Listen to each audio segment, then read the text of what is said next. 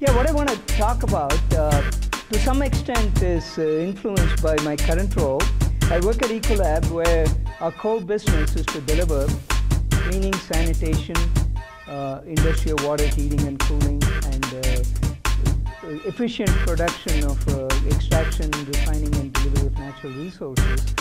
As a mission, we say we want to be able to provide clean water, safe food, abundant energy, and healthy environments to the world. However,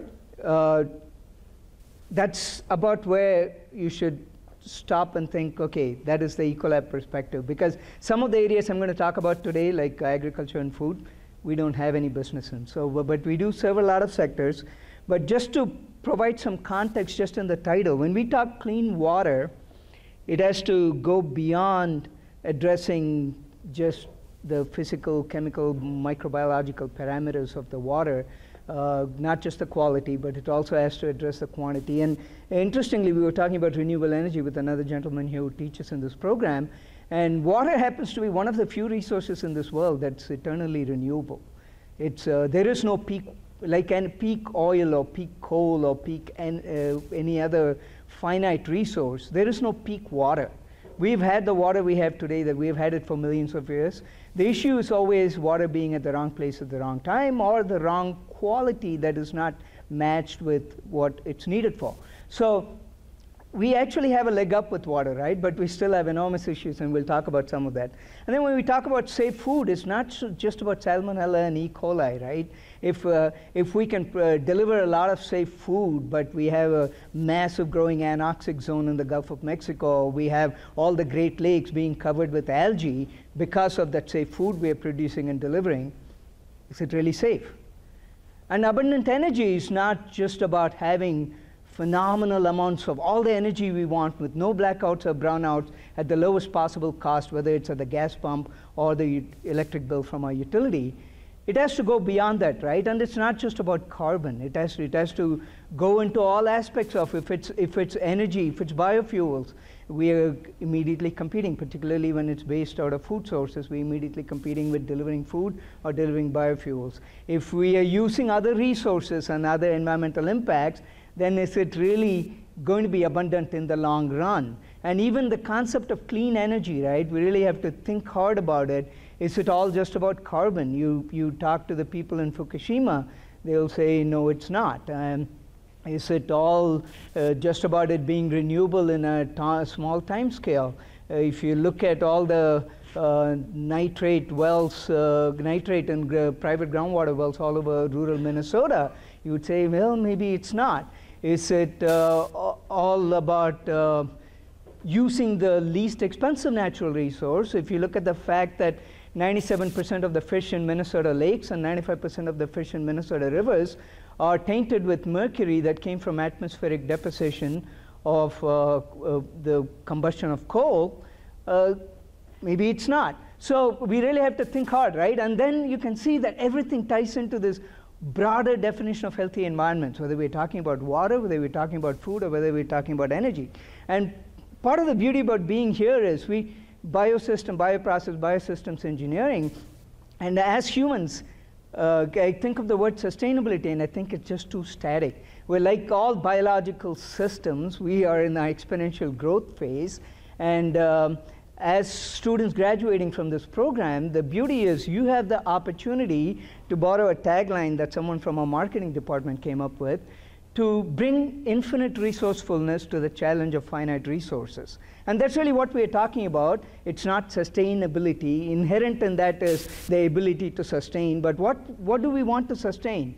Not stay static, but sustain what we've been doing as humans, which is keep growing. So it's about sustainable growth, really, that we're talking about. So today I want to talk about water in the middle of all these other dimensions of quality of life that can actually lead to sustainable growth if we can think in a systemic fashion, which unfortunately previous generation of engineers and scientists often have not.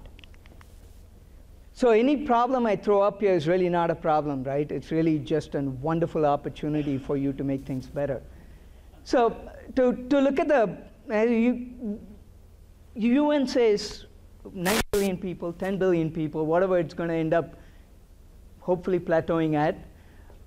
we will need 50% more food, 40% more energy, 30% more water. But then, beyond that, that is just what you need in those silos to feed these 10 billion people, or the additional 2-point-something billion people. But then it takes water and energy to make food. It takes energy to produce, deliver clean water. And it takes a lot of water to deliver energy, whether it is primary source of energy, fossil fuels, at least today, and for the foreseeable future. And we have to think about making sure we do what we can while we transition to sources of energy that are not dependent on water, and so transition to a situation where we'll have water without depending on quote-unquote dirty energy. While we are doing that transition, there's still a lot of opportunity to improve on things so that we get to that other side of the rainbow intact. And all of these, as I mentioned, have overarching health impacts, some of which I mentioned right on. So I love math. I love graphics. And the Sankey diagrams from the Lawrence Livermore National Lab, whether it has to do with water or energy, I love it. This is the water flow map I've seen. I've seen it only for the US. I've not seen it for the global water use. But a couple of things jump out at you, right? Most of the groundwater that we pull out in the US goes for irrigation. And a lot of the groundwater takes decades to be replenished. So one of the things that's happening is most of our water tables where we have intensive irrigation-based agriculture are dropping. Are we borrowing from future generations? Or is it to a point where we're actually stealing from future generations? That's a question we have to answer. And then you look at the surface water. Most of the surface water in the US is going towards the conversion of primary energy from some fossil fuel or nuclear to electricity. So power generation is the industry that actually uses. Now, we'll be very careful to use the word. It's uses, right? It's a withdrawal. And there's always an argument that it's withdrawal, it's not consumption. Unlike in agriculture, where it is by definition consumption, because whether it is evapotranspiration that takes it off to another watershed, or whether it is water that is incorporated in the agricultural product itself, it's leaving the watershed in some fashion, so it is consumption. But you talk to the aquatic life in Lake Ontario, right next to the nuclear power plant that's discharging the warm water. Over half of the nuclear power plants in the US are discharging once through cooling water. And nuclear power, by the way, uses a lot more water to cool than coal or natural gas. You talk to the aquatic life there, they don't think it's just use and withdrawal. They think of it as consumptive. And that is some of the stuff we have to rethink, not in terms of just humanocentric offstream uses of water and the quality of water, but the in-stream ecosystem services aspect of it. And then you flip over and look at the world energy flow map. I think this is in picajoules. Sorry, I don't have the units up there. But what jumps out at you again, the biggest thing that jumps out at me always is, look at all the inputs, look at the outputs. We put less than half the energy that we extract and process into actual work. More than half the energy in the world, actually, we're pissing away. We're basically putting it out into the natural environment, typically as heat. And typically, the thing that carries this energy thermodynamically into the natural environment happens to be water, and happens to be, in most cases, fresh water that could have all kinds of other useful purpose in human activity. And then you look within this, and you see the breakout. Of course, coal is either going directly to industrial use, not that much in the US, but in the rest of the world, it's still pretty big for thermal energy, or it's going into electricity, and they make it a point to call it electricity and heat, because you can see how much of it is actually electricity versus how much of it is heat. So this whole idea that clean energy, that in the long term, if we think about it, we have to ask the question, can thermoelectric power generation, irrespective of its carbon intensity, can we classify it as clean energy if over half of it is not put to work? So that's a couple of quick things that jump out at me. And you can also see, as I said, while we can all continue to work towards non-fossil fuel-based economy, our economy is right now almost entirely fossil fuel-based. Over 87% of the electricity in the world is currently generated thermoelectric power generation. So we have to address these big mega issues in the context of our overall quality of life, food, and healthy environments, but also in the context of ecosystem services. So I'm going to peel the layer of the onion a little bit at a time, and a couple of things, and some of you might have seen this in some earlier talks I gave at the U year. Just look at the energy-water nexus. When we talk about the energy-water nexus, how everybody loves the word nexus, right? Anything that has the letter X or a Z in it sounds really fancy. So it's a terribly overused word, right? So let's really dive into what it is. One thing is, most of the time we only talk about the supply side. We don't think about the use phase nexus of energy and water, and or the end state after use. But let's look at just the supply side, right? As I mentioned, the amount of water, if you look at a laundry machine, it's hard to believe, but the amount of water that you put for a load of laundry is very small compared to the amount of water that went into making the electricity that runs the laundry machine. 3 to 10 times, depending on where you are in the world, of water went to make the electricity that runs your laundry machine than the water you put in to wash that laundry. So that gives you some perspective of this water that we do not see that we are actually using. And then there's this piece of the sheer volume locally that we are pulling out, right? Fortunately, with fossil fuels, you can bring the fuel to where the water is, which is why most of the thermoelectric power plants are located right next to a very inexpensive source of water, abundant source of water, that basically they got grandfathered into the rights to use. And it's an interesting piece that the volume, if you look at the volume withdrawn, which is almost all surface water, it's about the same volume in terms of the groundwater that we're withdrawing for crop irrigation. The temperature I mentioned, huge issue. It's an issue on the use side that many industries face, because most industries either heat or cool water, so the water they're discharging back to the natural environment is always much warmer or much colder than the water that they pulled in. But for a power plant, it's a given that it's always significantly warmer, almost twice as warm as the water that came into the plant. And this is being addressed in the US, for example. Over the last 4 or 5 decades, we reduced the amount of water withdrawn per kilowatt hour by 60%. Unfortunately, our electricity production in the same period went up by a factor of 4. So the water use, instead of going up by a factor of 4, went up by a factor of 3, but it still has gone up dramatically to produce electricity. And then we are running into situations where, particularly in South Asia and in China, where electric power plants, much required need for electricity, blackouts and brownouts everywhere, industry stopping, coming to a grinding halt, and these plants cannot be up and running because they're thermoelectric power plants and there isn't the water to cool them. And that is the reality in the world today, has been for over a decade. And then there's a piece of what I refer to as renewables that are really wet. It can be concentrated solar power. That was an experiment that was really big in terms of utility scale solar power plants that will basically boil water with concentrated sunlight. Still uses a lot of water.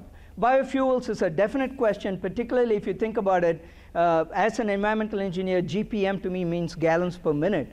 But you can think about it in the biofuel space, gallons of water per mile driven.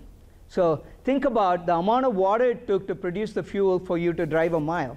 It's 0.1 gallons per minute with gasoline. It can be up to 20 gallons per minute with ethanol. So there's the transportation side of the water energy nexus. And then there's the other side of how much energy goes into water, particularly in a place like California, where a lot of work has to be done to treat the water. And this is the tip of the iceberg, because now, as we get into freshwater resources pretty much being depleted in California, you are looking at even more energy, a lot more energy going in for desalination. Because again, the issue is not having water, right? It's about what is the water that's available? Is it useful for what we need it for? And you look at how much water is tied to electricity throughout the world, it's phenomenal. A place like Brazil, most of it is hydroelectric, but you can see almost 80% of the electricity is associated with requirement for fresh water. But then you look at all this orange bars, this is all thermoelectric power plants and the water that's required. And you can see it's quite significant, most of them over 10%. So that is a lot of water we are relying on in a changing world due to climate change, precipitation patterns, and availability of water. Then the flip side, if you dive a little bit deeper about the energy that's embedded in the water, almost half the water that we use in the US, almost half the energy we use in the US is related to some form of water. Thermoelectric power plants we already talked about, right? But then look at all these other steam generation, on-site steam generation, or energy that actually goes into extracting, treating, and distributing water. Half the energy produced in the US is associated with delivering or using water in some fashion, either for heat transfer or water as water itself. And then that is the upstream side, right? And then you look at the downstream side, a couple of things in the long term that we need to think about with respect to water is, what is the energy used to get this water back to someone downstream? And you live in New Orleans, I think the number is the water has been through 7 human beings and who knows how many heads of cattle before the people in New Orleans get to use the water in the Mississippi. So this whole question of the water is being repurposed and reused, how much energy does it take to do that? If you put it back in nature, pull it back, our old world way of thinking, and use gray infrastructure to essentially restore it back to the quality that it's needed, and use gray infrastructure to at least make it almost clean before you put it back in nature, that takes a lot of energy, takes a lot of capital. And as we are in this exponential curve, that becomes the rate limiting step. We do not have enough resources, financial resources, to invest in all that gray infrastructure. So we need to start thinking about how to leverage green infrastructure and leverage the natural environment that we actually live in, instead of thinking that the only way we can restore the quality of water or to clean up water that we need to use is to put a lot of concrete and steel in the ground. So when we address that and start thinking along those lines, and hopefully every one of you who graduates from here is thinking along those lines in a very systemic fashion, whether it's energy, water, or food, we will start bringing down the costs, and we will make it a lot more available with fewer negative impacts. So that's the energy water piece. And then switch to the water and agriculture, right? A couple of interesting maps here that I want to throw out. Just focus on the reds, right? These are basically regions of the world where irrigation is the primary driving force for agriculture. Without irrigation, agriculture in these regions would pretty much fall through the floor. And you can see what is happening here. Clearly what jumps out at you is Western India, Northern China, Pakistan, where most of the cotton is grown in the world, is out here. Or you come to the Americas outside of California, and you see the Midwest agriculture belt, is Mexico, which is the most water-starved country with the water inequity in the Americas. And then that's where a lot of the water is coming from. And then you look at it and say, no, don't just look at irrigation, look at the groundwater, right? It's not just North America. Around the world, there is enormous dependence on, I think borrowed is a soft word now, because you look at the magnitude, the rate at which water tables, major aquifers are being depleted around the world. It's really stealing. We are basically producing food from stolen water, water that's stolen from future generations. So we have to address that subject, and we have to take it head on. And there's a lot of people working on this, right? The solution could be all technical. It could be a combination of technical and policy and human behavior. And technical, I'll give you an example. There's actually a startup in the Twin Cities that's working on carbon dioxide, supplementing crops, field crops with carbon dioxide, so that you can, the stigmata, the whole, it would dramatically reduce the evapotranspiration rate, so you can dramatically reduce the amount of water that's used to grow crops, more than double the yield per acreage, and address carbon sequestration. So you're tackling climate change, you're tackling water use in agriculture, and you're tackling the yield part, food security piece. And the question is, when this goes to field trials, will enough people invest in it? And will it succeed? Will it scale up and all of that? And that's the other reality, right? Is the economics of this. Are we going to be, technical solutions are not going to fly if they're not economical under the economic model that society currently works at, in which case we tend to typically ignore a lot of the intangible social costs in the economics. And even then, if it doesn't work, think about it 20 years down the road when you actually do true environmental P&L accounting or accounting for natural capital, it will become that much harder. And then there's the piece of global trade. Initially, I was going to restrict my talk to just Minnesota, and then I realized your playground as graduates of this program is the world. We are even more global. Yes, we had the East India companies 1,500 years ago. We had Arab traders and Chinese traders 1,000 years ago. But in terms of how much the world is connected today, it is significantly higher. And you look at the amount of water that's actually invisible water that's going in trade. And the green here are actually countries that are net exporters of water. And the red here are countries that are net importers of water. And you can see again the countries that are struggling the most with water as the bottleneck for growth, India and China, are actually dramatic net exporter. India is actually the largest net exporter of water in the world, and it is the country with the least available amount of potable fresh water or usable fresh water per capita in the world. So go figure that out, right? Next time you go buy the Levi's jeans at the Mall of America. And here's a story about India that I love. I actually heard this from Professor Dr. Anu Ramaswamy in the Humphrey School. And it's a fascinating story of systemic interactions, and it's particularly in the context of climate change and extreme weather patterns. India went through a significant green revolution with enormous dependence on irrigation, pesticides, herbicides, and enormous dependence, luckily not as much dependent on fertilizers, but yield is much lower in India, but self-sufficient in food. For a country with over 1 billion people, fantastic. The way they achieved it was to give farmers all the water they needed for agriculture. They could pump it out, no charge for electricity.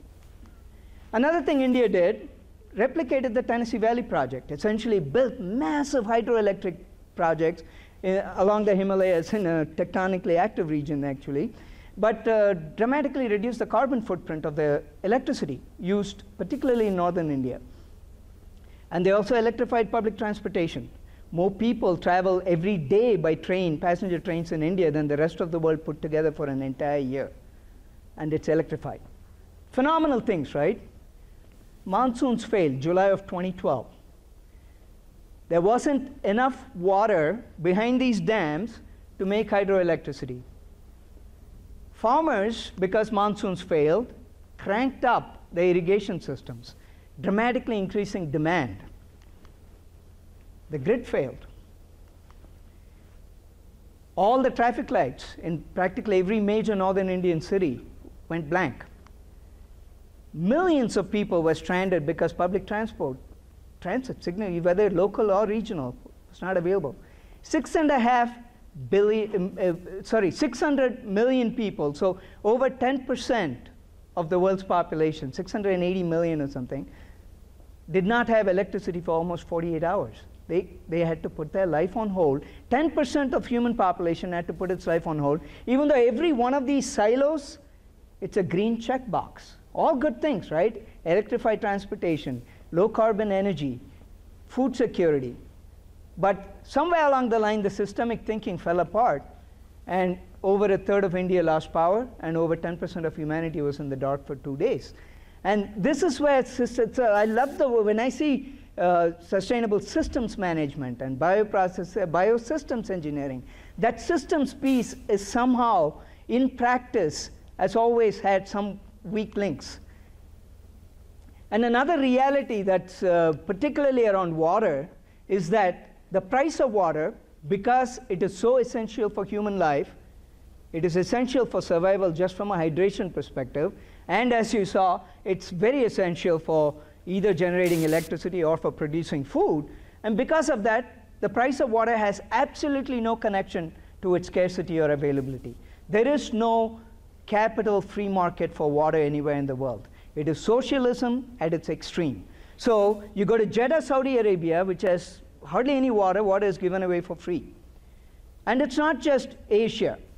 Ireland, until last year, water was free. And then they created a privatized Irish water, and now Irish people are like, wow, I'm paying over 100 euros a day, a month for water. It's quite significant.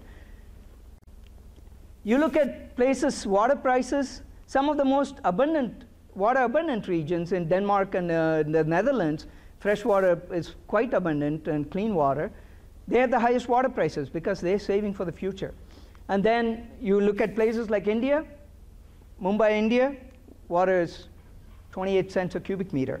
So this is a challenge that will continue. It's not going to change any day soon. And that is the reality within which you have to work. And that economic reality, and here's another chart that basically shows greenhouse gas emissions per $1 million of operating income for different companies. This is public disclosure, right? Companies release this to CDP or CDP water, and this is the amount of water used in cubic meters per $1 million.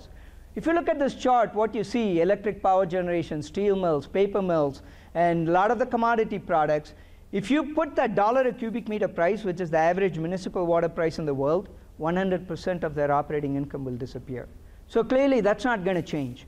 The big commodity manufacturers, whether it is commodity chemicals, paper, steel, or electricity, are going to continue to source their grandfathered in low cost of water because they'll be completely out of business and will be out of those products if we put a market price on water there.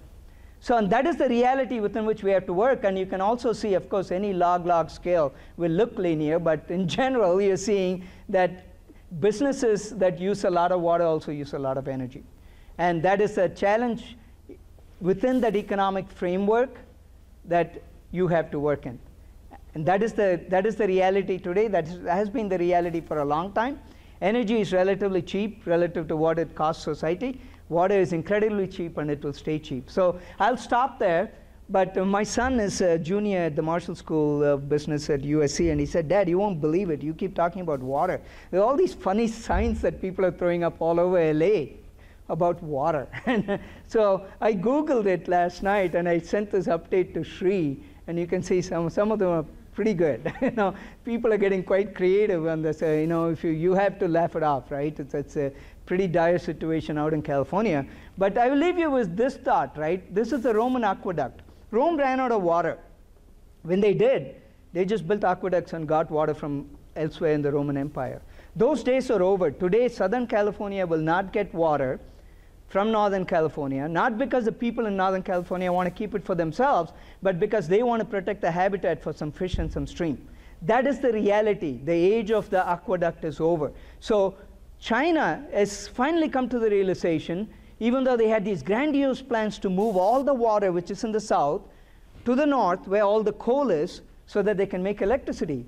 And they realized that the social and ecosystem costs of this are going to be so significant that China has made commitments for non-water-based power generation, primarily wind and solar, that is so dramatic that it makes Germany look small. And Germany is ages ahead of the US and other countries when it comes to it. So that's where the world is today. And the beauty is you get to go out there and work still within the framework of the same economic constraints that are quite distorted, but you get to think in a very systemic approach that this program has prepared you for, that most traditional science and engineering programs have not. Thank you for the opportunity, and I'll be glad to answer any questions.